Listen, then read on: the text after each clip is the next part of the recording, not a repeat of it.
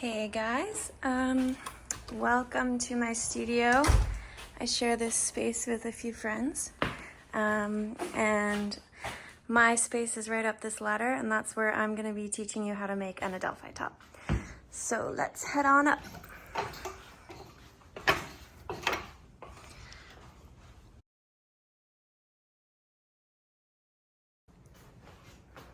In this video, I'm going to be making myself a size 6 with no adjustments. I have another video that walks you through a full bust adjustment, so be sure to check that out if you think you might need one. And even if you don't need a full bust adjustment, the video gets into how you can manipulate this pattern to fit you as well as possible. So I've got my fabric pressed out and folded with the right sides together. I'm going to start laying out my pattern pieces, and I'm going to pay attention to the grain line marking on the piece and make sure it's aligned with the selvaged edge of the fabric. You may have noticed that I'm not marking out the bias pieces quite yet, but I'll show you how to do that a little bit later on. And after removing the pattern pieces, I pin the two layers of fabric together, so the cut is consistent across the two layers. Here I'm marking the top of the bust pleat, and I'm doing that by taking a pin and puncturing through both layers of fabric. Then I flip the pattern piece up and mark both of those points with a fabric pen. I'll then flip it all over and mark those 2 points on the bottom layer of fabric.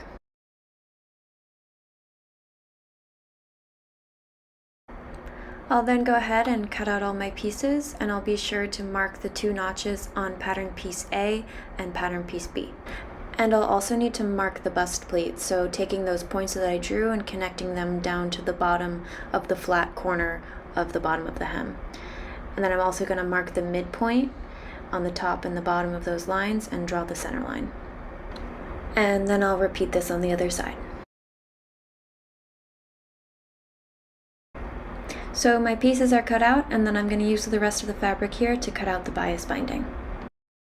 The most important thing when cutting out the bias binding pieces is that this arrow is going in line with the grain line. So the piece is going to go 45 degrees, and that is what gives the bias binding its natural stretch. I am just a little bit short of enough fabric to do these in single full pieces, but that's no problem. I'll show you how I cut strips and then sew the strips together to make a longer piece. And I actually like doing it this way because it requires a lot less fabric. So instead of actually just tracing these pieces out, I'm gonna grab my cutting mat. I'm gonna have my fabric laid out on the cutting mat, and I'm gonna use a straight edge. I have my fabric lined up along the grid lines, and I know that I have this 45-degree line on the cutting mat beneath. So I'm going to take my straight edge and follow this 45-degree. My bias binding is 1.5 inches wide, so I know that I can just use this as a guide. I can trace another line and just keep going.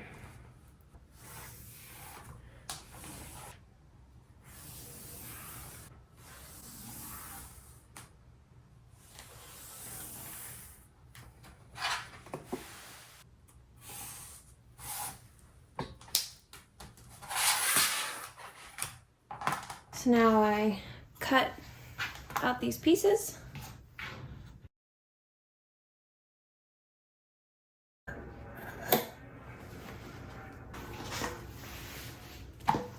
So now I take the pattern pieces and I try to match them up with the bias binding that's the most similar in size. So I know I need 2 of these, so I'll look for 2 of the shorter ones. That will work. Then the next one is H, which is the neckline binding. Okay, so I'm seeing that none of the pieces that I have are long enough, which is totally fine. So here's what I do. I'm gonna take these 2 pieces and I'm gonna turn them into a single strip. So to create this continuous strip from 2 different strips, it's gonna look like that eventually.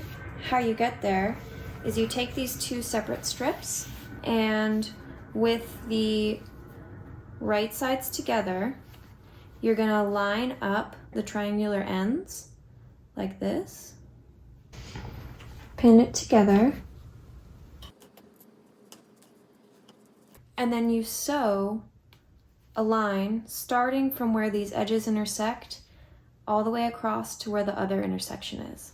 So you've gotten it off the machine, and that's what that looks like.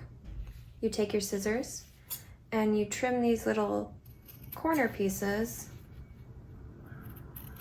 and the thread so that when you open it up, you get this pretty nice connection between the two bias tapes.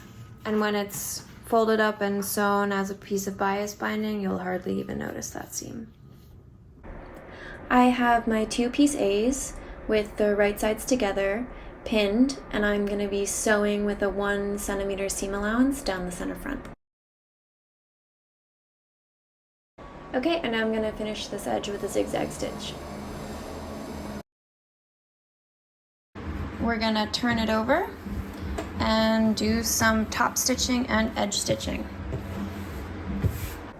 Before we get onto the machine, I just want to note how the top stitching thread is a little bit thicker than the normal thread. And because it's thicker, you're going to have to work with your machine to figure out what the right tension is. I figured that out by making this test sheet, and I highly recommend you give it a try too to figure out what the correct tension is for you. It's going to vary based off of the actual fabric that you end up going with, based off of your machine and the thickness of the thread that you end up using. Okay, now that we're on the machine, I have the seam allowance pressed to the left. I turn it over so that I'm working on the right side of the fabric. The seam allowance is now over in this direction. And now I'll just go nice and slow and steady along this seam as close as I can to that edge there, all the way down to the bottom. And now we can do the top stitching, which is basically the same thing, just a little bit further over. I want the top stitching to be 7 millimeters away from the edge stitching.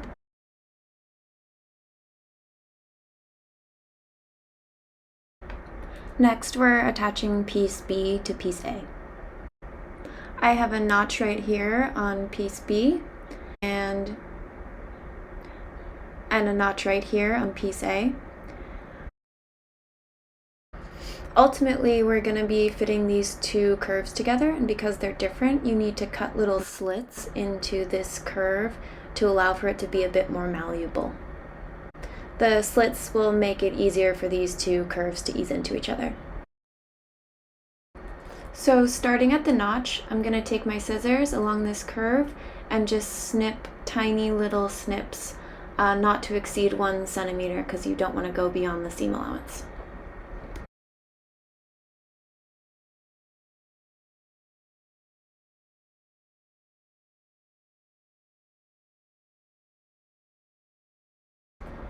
So I'm going to align the notches on both pieces and also align the bottom of the fabric. And actually it's a little bit easier to align these curves if you're working on the other side of the fabric, so I'm going to flip it over and swap these pins really quick. Here I'm pinning the straight edges to each other, starting at the pattern notch and going all the way down to the bottom. Once I get to the two curves, I'm going to take the top corners and align them and pin them in place. And it's at this point that you can start to take advantage of those slits that you've cut into that curve to kind of expand that edge and manipulate it into laying flat to align with the other curve. The more pins the better in this situation because you just want it to lay as flat as possible.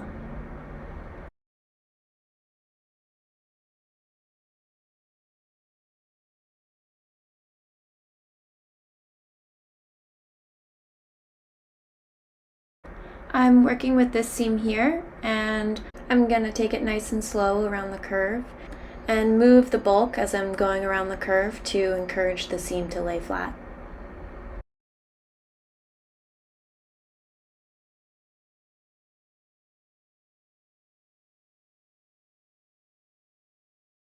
So now I have both sides on.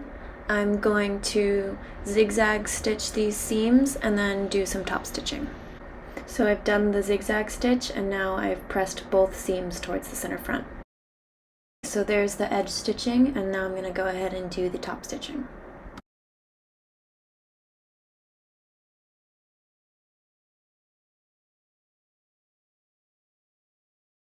Next step is the pleats. You're going to take piece A and fold it in half, with the fold line being the center line of the pleat marking.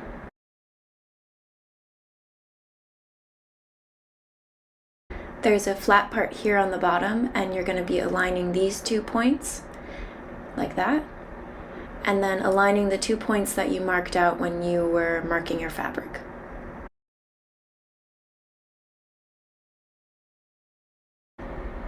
One way to get a really nice alignment is to take a pin and puncture that point through the fabric and see where it lines up with the other point on the other side. So that needs to shift a tiny bit. I'll try one more time. And that looks pretty good.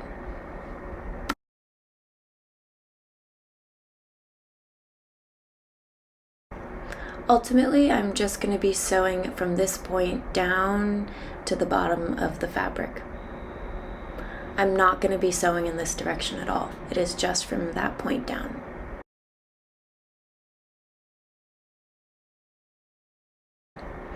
Both pleats are sewn following that technique, and I've also pressed the excess fabric from the pleat towards the center front. And next we'll do the top stitching and edge stitching and the bar tack to reinforce this point right here. Sewing the top stitching and the edge stitching and the bar tack on the pleat is definitely one of the trickiest parts of the top stitching details, and there's 2 ways you can do it. One is to do 1 stitch and then the second top stitch and then do a bar tack in between, or the next option is to go up, stop at this point, pivot on the machine, change it to a zigzag stitch, do the bar tack, stop, pivot, and go back down. So I'm going to show you the second version. I'd also recommend marking out the top stitching so you know exactly where you're going to be making that turn.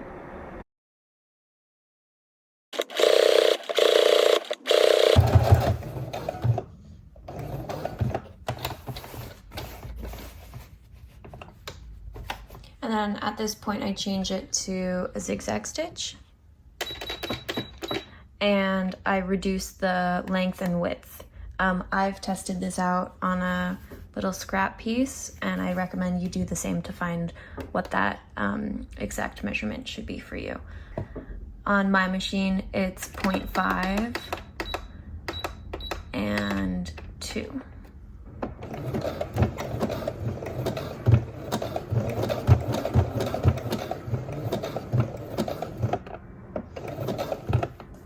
Okay, and then at this point I pivot again,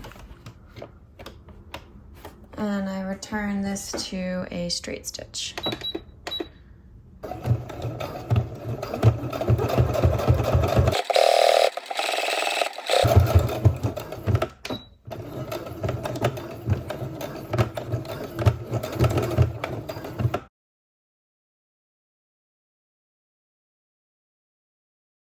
Next, we're gonna make the loop closures. So this is piece D. I've already pressed it in half with the right sides together. And then I'm going to sew along the edge with a 1 centimeter seam allowance.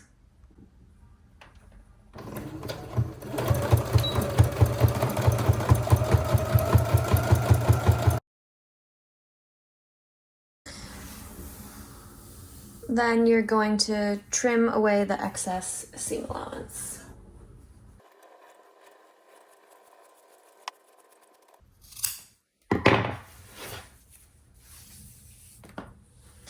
Then you're going to take your loop turner and turn this inside out. If you don't have a loop turner, you can cut this into the 6 cm pieces and turn it out with a safety pin. That might make it a little bit easier.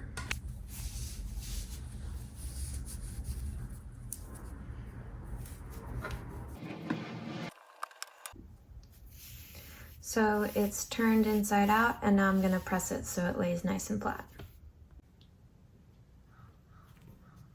So here I'm just measuring out the 6 cm snips.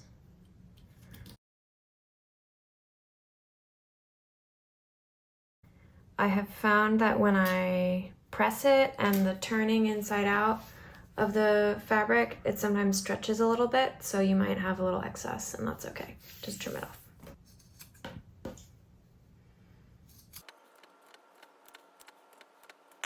And also I have pressed them into these kind of V shapes so that they naturally kind of fold along the center line.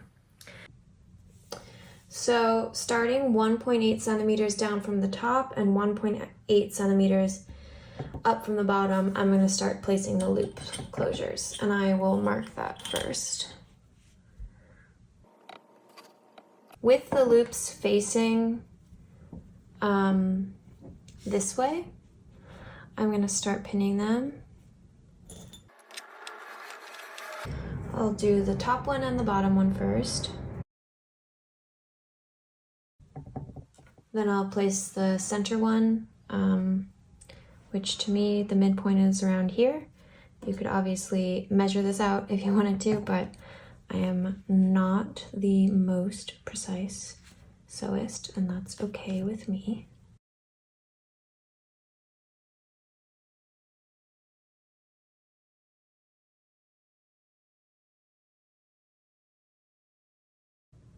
Then I'm gonna go to my machine and sew along this line here with a 7 millimeter seam allowance.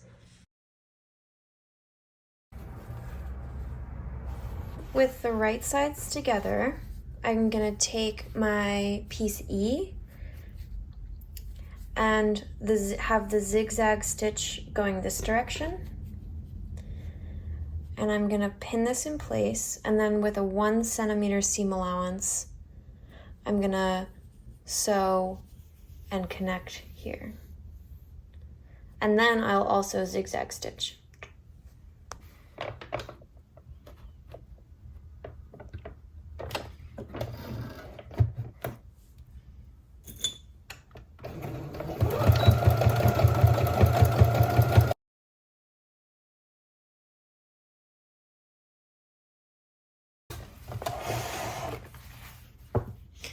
Then next I'm going to snip these corners so that it's easy to turn this piece inside out.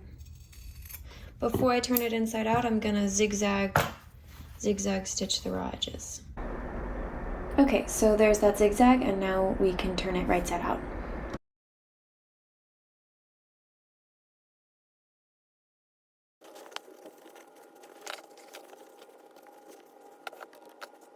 So I've connected the loops and the facing pieces to each back piece.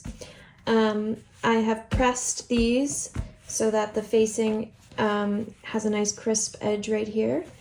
And next thing I'm going to do is top stitch and edge stitch along these seams here. So I've got my top stitching and edge stitching done, and now I'm ready to attach the back pieces to the front piece. And we're just gonna take this here, right sides together, sew 1 inch seam allowance and zigzag stitch, and then 1 inch seam allowance and zigzag stitch. I've sewn the seam there, I've zigzag stitched, and I've pressed towards the back. And then I'm gonna flip it over and do the top stitching and edge stitching. Okay, so I've got all of the top stitching and edge stitching done. I've got the front attached to the 2 back pieces. And at this point, all that's left is the binding. So the bottom binding, the neckline binding and the armpit binding, and the neckline binding will become the straps. So there are two ways that I'm going to show you how to make bias tape. One way involves just using your iron, and one way involves your iron and a tool that looks like this. So I'll start with just the version with your iron. With the wrong sides together, you're going to fold the tape in half and press.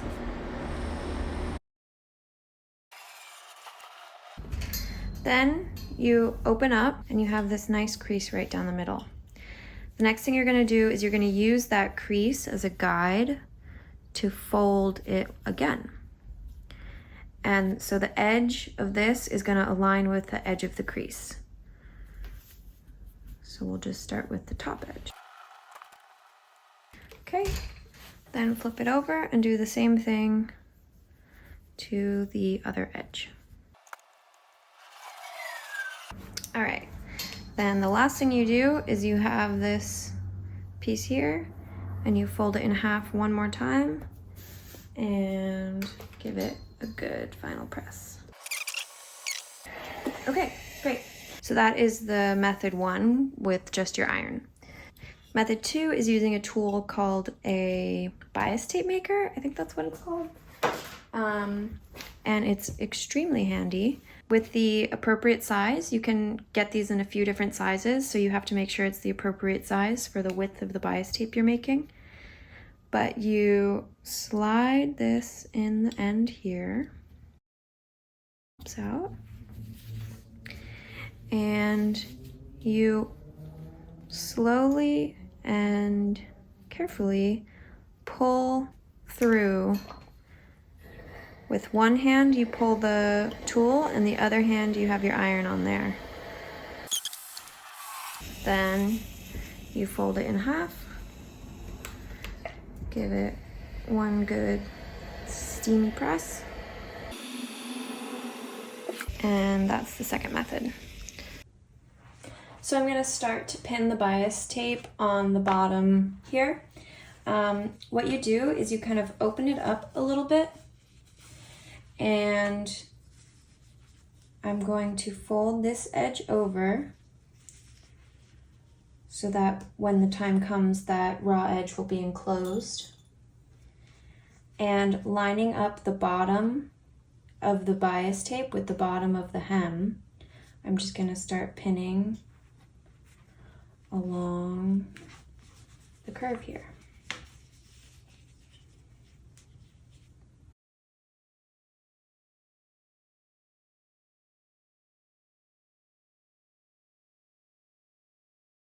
Now that this is all pinned, I'm going to take it to my machine and sew with a 7mm seam allowance along this line.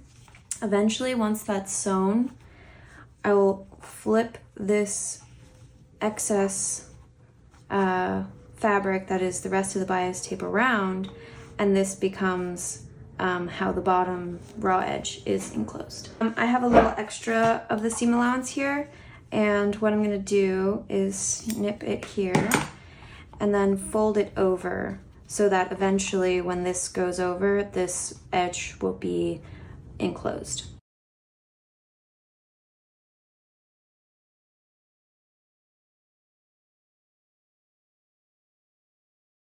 Okay, so I've got the bias tape now attached to the bottom. I have the edges folded over, So the next thing you do is you take your iron and you're going to follow the guides of those creases that you've already pressed and enclose that raw edge.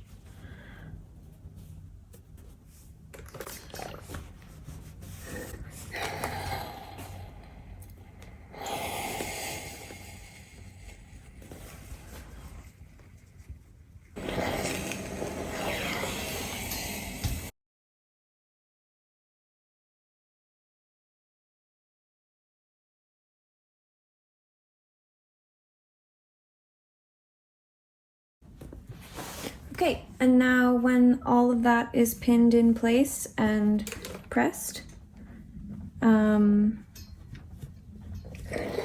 you can sew along this edge.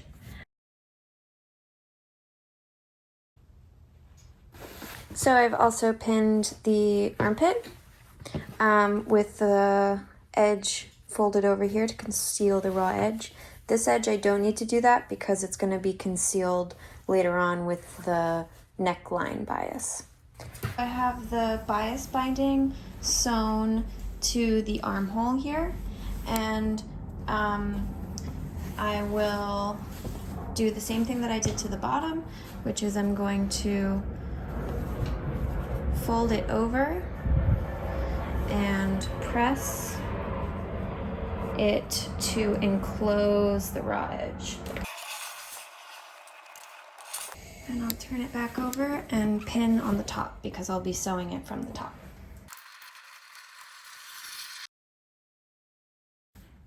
So I have both armholes nicely sewn in place, and I'm just going to trim the excess binding here along the curve of the neckline.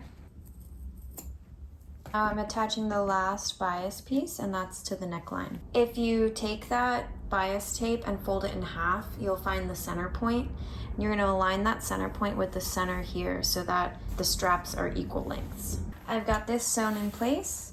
I'm going to turn it over and give it a good press, enclosing that raw edge. I'm going to turn it back over and pin it in place. And then actually what I'm gonna do is give these straps another press just to get them nice and crisp. I'm just going to sew this piece closed, and it's going to continue onto the neckline bias binding and all the way to the other end. These are piece I, and this is the adjustable strap option. So I've taken this piece, I've pressed it in half, and I'm just gonna sew it with a 1 centimeter seam allowance. Trim the excess. Use my loop turner to turn it inside out.